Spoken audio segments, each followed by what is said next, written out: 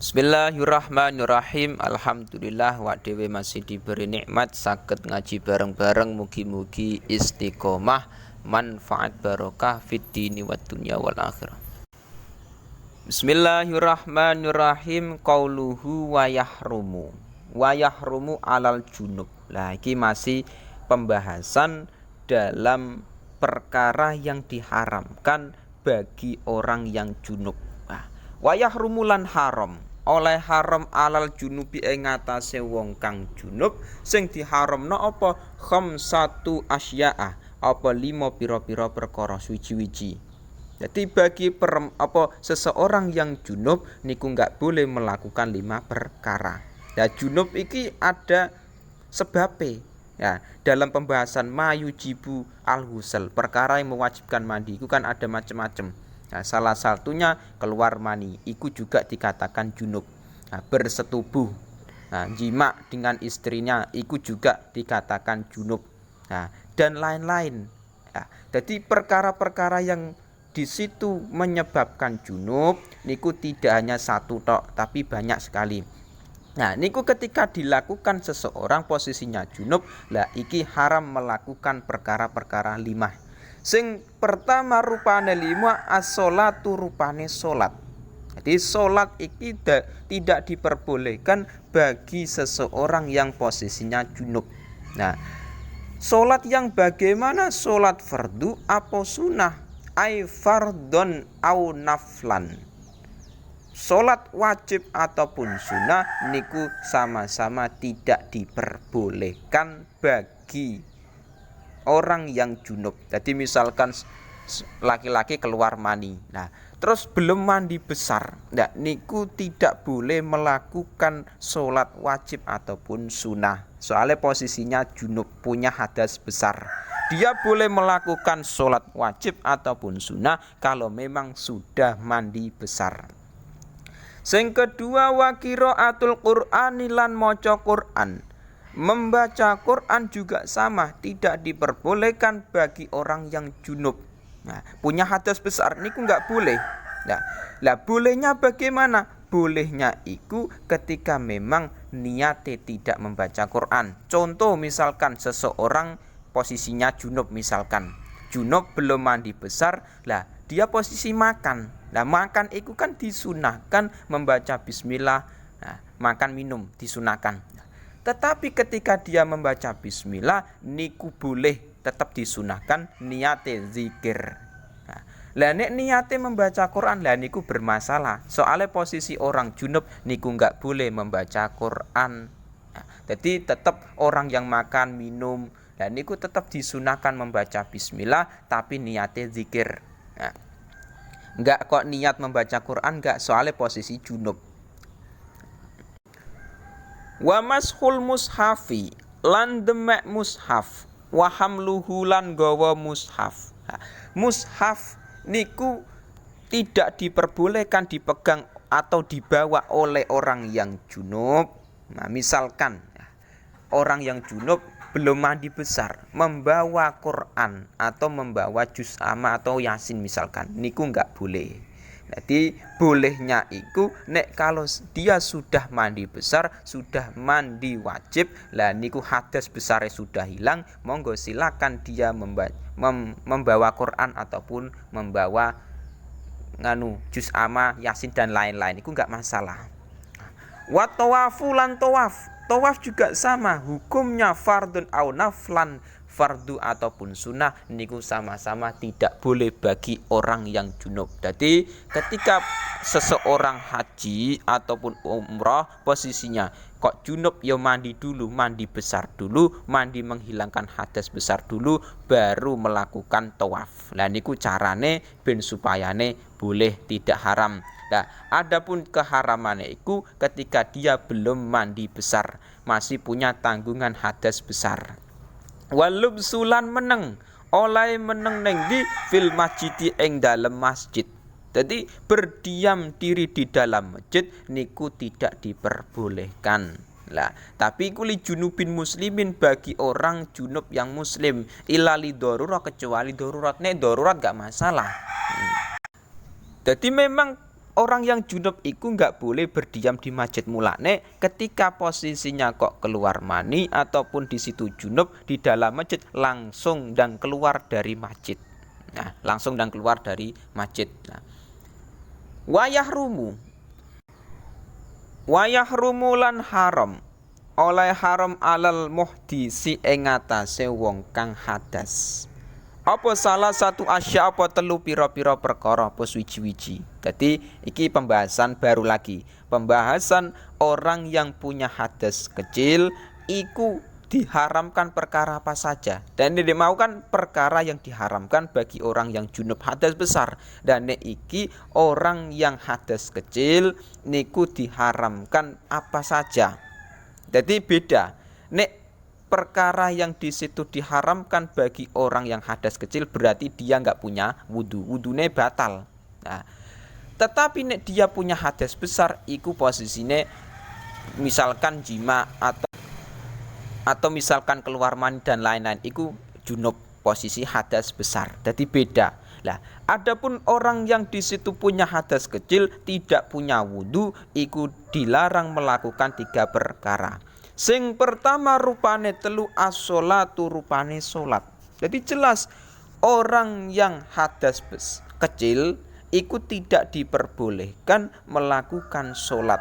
Sholat wajib ataupun sholat sunnah itu sama saja. Jadi sama-sama mulai orang yang junub dan orang yang punya hadas kecil itu sama-sama nggak boleh melakukan sholat. Ya, adapun sholat sunnah, sholat wajib juga sama. Sujud syukur, sujud tilawah itu juga sama. Ada ulama yang mengatakan nggak boleh bagi orang yang punya hadas kecil ataupun hadas besar. Yang kedua wa tawafu lan tawaf. Sama orang yang punya hadas kecil nggak boleh melakukan tawaf. Lah niki penting. Nah, terkadang Amit Sewu sebagian masyarakat ada yang punya anggapan, punya pemikiran tawaf iki nggak harus suci dari hadas kecil. Tawaf iki nggak harus wudu. Ada sebagian masyarakat yang punya pemikiran demikian. Mulane ngaji dulu. Lah itu penting. Ngaji kitab takrib iki penting. Jadi kita mengetahui ternyata orang yang tawaf itu tidak boleh posisi haid dan nifas, tidak boleh posisi junub, tidak boleh posisi hadas kecil. Artinya harus wudu dulu. Nah, sama seperti sholat, cuman kan bedanya apa? Nek tawaf iki dia boleh bergerak, boleh ngomong boleh, tetapi nek dalam sholatku beda lagi. Nah, jadi masalah ngomong iki dibatasi dalam sholat. Nah, tapi nek dalam tawaf enggak. Nah, tapi sama-sama tawaf iki hukumnya harus suci dari hadas kecil, harus suci dari hadas besar. Iku tawaf. Sama dengan sholat, harus suci dari hadas kecil, suci dari hadas besar. Lah niku penting. Wa mashul mushafi, wa masul mushafi lan demek mushaf, wa hamluhu lan gawa mushaf. Jadi memegang mushaf dan membawa mushaf niku tidak boleh bagi orang yang punya hadas kecil. Jadi intinya orang yang punya hadas kecil iki meskipun dia enggak punya hadas besar tetap enggak boleh memegang mushaf, memegang Quran, juz amma atau yasin. Nah, itu enggak boleh. Kecuali darurat. Nek darurat beda lagi. Nek darurat niku tidak bermasalah. Misalkan apa? Misalkan ada Quran jatuh di lantai. Lah posisi kita misalkan punya hadas kecil, enggak punya wudu. Lah iku piye? Diambil Qur'ane terus ditaruh di tempat misalkan meja atau di lemari. Sing penting enggak sampai jatuh di lantai meneh. Lah niku enggak masalah. Meskipun kita punya hadas kecil, enggak punya wudu, boleh. Soalnya darurat. Dan darurat iku ad-darurat tubihul mahdurat. Lah adapun misalkan ada di tulisan yang di situ tujuannya tidak karena lidirosah, tujuannya misalkan lizinatin, misalkan kita buat kaligrafi, terus kita tempel di tembok misalkan. Lah niku boleh apa enggak ketika kita pegang posisinya haid atau misalkan posisinya junub atau posisinya misalkan hadas kecil, niku enggak masalah. Jadi keharaman di situ memegang mushaf atau membawa mushaf tulisan Quran iku misalkan Al-Fatihah. Iku memang tujuane nulis iku lidirosah Quran. Tidak kok di situ tujuannya membuat kaligrafi, buat hiasan niku enggak. Beda. Nek kita buat hiasan, kita buat kaligrafi niku nek memang niate bukan lidirosa, niku posisi kita misalkan punya hadas kecil, enggak punya wudu, memegang niku boleh, tidak bermasalah. Nah, adapun tafsir bagaimana? Misalkan tafsir yang di situ ada tulisannya Quran, iku boleh po enggak kita pegang, kita bawa. Nah, nek kita membawa niku ulama memperbolehkan ketika memang tafsirnya iku lebih banyak daripada Qur'ane. Jadi misalkan tafsirnya iku misalkan ada 5.000 huruf misalkan. Nah, Qur'ane misalkan ada 4.000 huruf misalkan. Dan niku tidak bermasalah kita bawa. Niku tidak dihukumi mushaf. Nah, kitab. Jadi terkadang kan ada kitab tafsir yang di situ tulisan huruf-huruf tafsirnya itu lebih banyak daripada Qur'ane. Niku tidak bermasalah. Lah, adapun yang menjadi masalah harus wudu memegangnya itu ketika memang tafsirnya dengan Qur'ane misalkan Qur'ane iki lebih banyak hurufnya daripada tafsirnya. Niku juga bermasalah. Nah, terus tafsir Jalalain bagaimana? Tafsir Jalalain yang biasa dibuat ngaji iku niku ulama ada yang mengatakan pernah meneliti ternyata lebih banyak tafsirnya daripada Qur'ane. Jadi tak ada ulama yang mengatakan lebih 2 huruf atau 3 huruf. Nah, niku ada yang pernah meneliti huruf tafsir Jalalain dengan Qur'ane iku banyak mana. Nah, iku cuman kacek 2 huruf atau 3 huruf. Nah, terus ada ulama yang mengatakan mulane ketika kita memegang tafsir Jalalain niku sebaiknya niku posisi kita wudu.